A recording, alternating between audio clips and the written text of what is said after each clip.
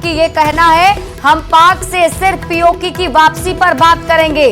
तो विदेश मंत्रालय की तरफ से कहा जा रहा है, सूत्रों के हवाले से आपको एक बड़ी खबर बता रहे हैं, कश्मीर में तीसरे पक्ष का हस्तक्षेप नामंजूर किया गया है। कश्मीर पर हमारी स्थिति बहुत स्पष्ट है, अब केवल एक ही मुद्दा बचा है, पाकिस्तान के कब्जे वाले कश्मीर यानी पीओके को वापस करना।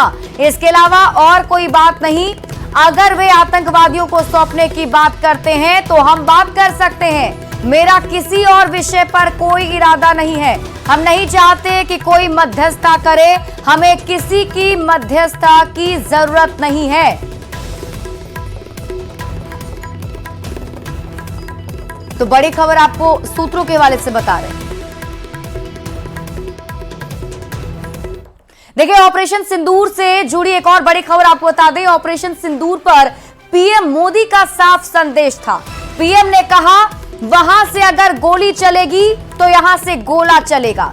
तो बड़ी खबर आपको बता रहे हैं ऑपरेशन सिंदूर से जुड़ी हुई, जिसमें प्रधानमंत्री नरेंद्र मोदी का यह साफ संदेश था कि अगर पाकिस्तान की तरफ से गोली चलती है तो भारत की तरफ से गोला चलेगा।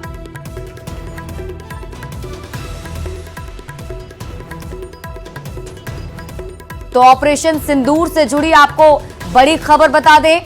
देखिए, प्रधानमंत्री नरेंद्र मोदी की तरफ से यह साफ संदेश दे दिया गया था कि अगर पाकिस्तान की तरफ से गोली चलाने की कोशिश की गई, क्योंकि आपको पता है कि कल ही सीज फायर की डील हुई थी और उसके बाद भी पाकिस्तान ने सीज फायर का उल्लंघन किया था, गोलीबारी की थी।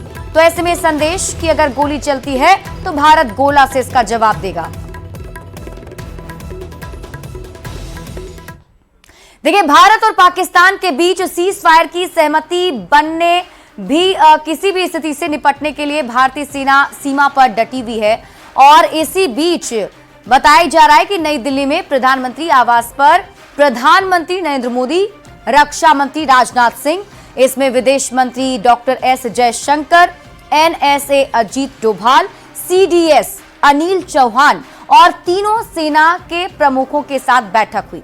जानकारी के मुताबिक तीनों सेना प्रमुख प्रधानमंत्री को संघर्ष और संघर्ष विराम के बाद की स्थिति की जानकारी उन्होंने दी है। पाक के नापाक इरादों का मुंहतोड़ जवाब देने के लिए सेना हमेशा तैयार है और अब भारत पाकिस्तान के बीच 12 मई को डीजीएमओ की बैठक होनी है। इसके साथ ही इस बैठक में कई अन्य मुद्दों पर भी बातचीत हुई है, जिसमें कई जानकारी प्रधानमंत्री नरेंद्र मोदी को दी गई। इस बैठक के जरिए बताया गया कि फिलहाल क्या हालात बने हुए हैं और उससे कैसे निपटना है, इस पर बातचीत हुई है। बढ़ते हैं आगे। भारतीय वायुसेना ने एक बार फिर दुनिया को बता दिया है कि भारत की सरजमी पर आंख उठाने वालों को बख्शा नहीं जाएगा। ऑपरेशन सिंदूर जो आतंक के खिलाफ भारत की हुंकार है, वो अभी भी जारी है। आप ये रिपोर्ट देखिए।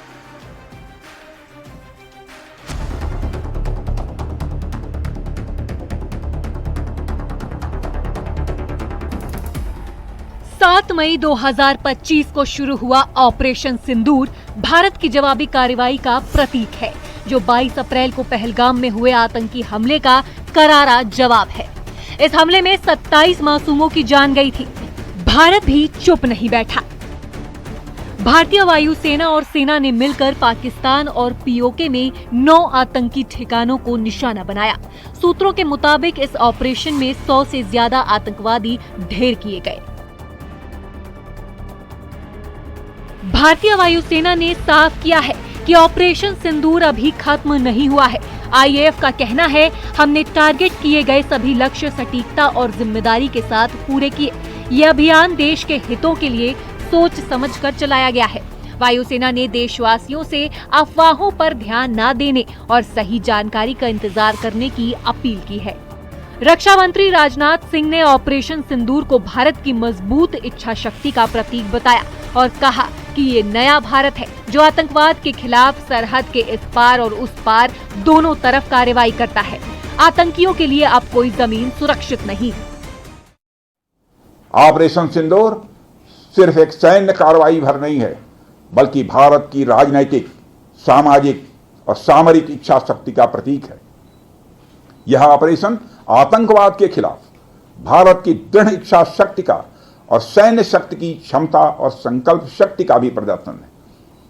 हमने दिखाया है, भारत आतंकवाद के खिलाफ जब भी कोई कार्रवाई करेगा तो आतंकवादियों और उनके आकाओं के लिए सरहद पार की जमीन भी सुरक्षित नहीं रहेगी। पाकिस्तान ने सीजफायर का उल्लंघन कर ड्रोन और मिसाइल हमले की कोशिश की, लेकिन भारत की S-400 डिफेंस सिस्टम और वायुसेना ने हर नापाक मंसूबे को नाकाम कर दिया।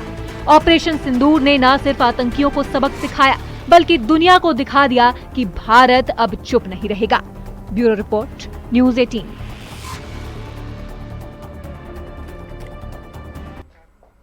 और देखिए, भारत से मुंह खाने के बाद पाकिस्तान ने सीज फायर की पहल की। भारत पाकिस्तान के बीच सीज फायर के बाद बॉर्डर पर हालात सामान्य हैं। पहले की तरह लोग घरों से बिना डरे बाहर निकल रहे हैं।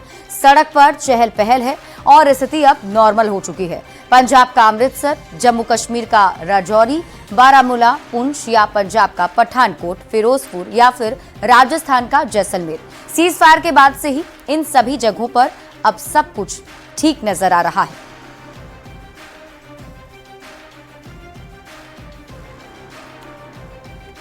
और इस बीच आपको बड़ी खबर बता दें, पाकिस्तान से इस वक्त की बड़ी खबर सामने आ रही है। BLA ने भारत से समर्थन मांगा है। आतंकवादी देश को घेरने के लिए तैयार BLA की तरफ से कहा जा रहा है और BLA ने पाकिस्तान को आतंकवादी देश भी बताया।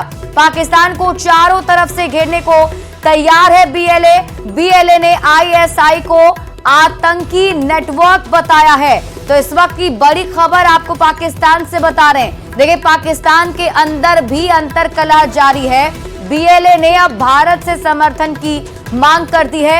आतंकवादी देश को घेरने के लिए BLA तैयार है, उनकी तरफ से कहा जा रहा है। बलूचिस्तान लिबरल की तरफ से ये बड़ा बयान सामने आया है और वो कह रहे हैं कि पाकिस्तान आतंकवादी देश है। पाकिस्तान को चारों तरफ से घेरने को BLA तैयार है। देखिए, रक्षा मंत्री राजनाथ सिंह ने ऑपरेशन सिंदूर पर कहा है कि भारत की सेना शौर्य और पराक्रम के साथ साथ संयम का भी परिचय दे रही है। हमने केवल सीमा से सटे सैन्य ठिकानों पर ही कार्रवाई नहीं की, बल्कि हमारी सेना की धमक रावलपिंडी तक सुनाई दी, जहां पाकिस्तानी सेना का हेडक्वार्टर है। और पराक्रम के साथ साथ संयम का भी परिचय देते हुए पाकिस्तान के अन्य ठिकानों पर भी प्रहार करके करारा जवाब दिया है। हमने केवल सीमा से सटे सैन्य ठिकानों पर ही नहीं कार्रवाई की, बल्कि भारत की सेनाओं की धमक उस रावलपिंडी तक सुनी गई, जहां पाकिस्तानी फौज का हेडक्वार्टर मौजूद है। मित्रों, भारत में आतंकवादी घटनाएं करने और कराने का क्या अंजाम होता है, यह पूरे विश्व ने उरी की घटना के बाद देखा, जब हमारी सेना ने पाकिस्तान में घुसकर सर्जिकल स्ट्राइक की। पुलवामा के बाद देखा, जब बालाकोट पर एयर स्ट्राइक की गई, और अब पहलगाम की घटना के बाद दुनिया देख रही है कि जब भारत ने पाकिस्तान के भीतर घुसकर मल्टीपल स्ट्राइक्स की हैं।